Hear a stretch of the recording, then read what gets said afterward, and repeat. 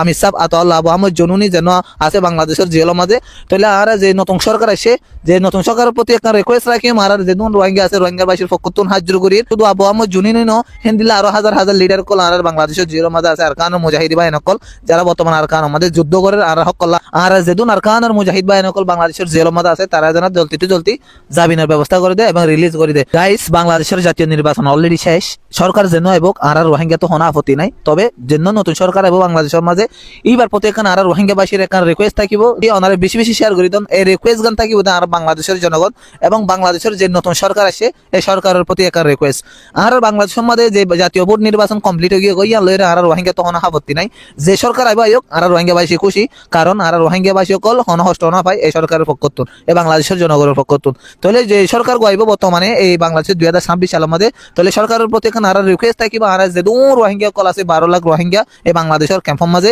তাহলে আর প্রত্যেক রোহিঙ্গার বাসীর পক্ষতুন একটা রিকোয়েস্ট থাকিব বাংলাদেশের জনগণ এবং বাংলাদেশের নতুন সরকার যেন আছে এবার প্রতি এখানে রিকোয়েস্ট থাকিব যে আর যেদুন লিডার কল আছে মুজাহিদ ভাই নকল আছে আর কানুর জবিনের মাঝে যারা বাংলাদেশের তাইরে যারা বর্তমানে বাংলাদেশের জেলের মাঝে আছে আর যে লিডার কল আছে যেমন আর আতাউল্লাহ সাহেব আবু আহমদ জনুনি যেন আর কানুর জবিনের মাঝে বেশি বেশি যুদ্ধ করে এই হক কল্লা বলি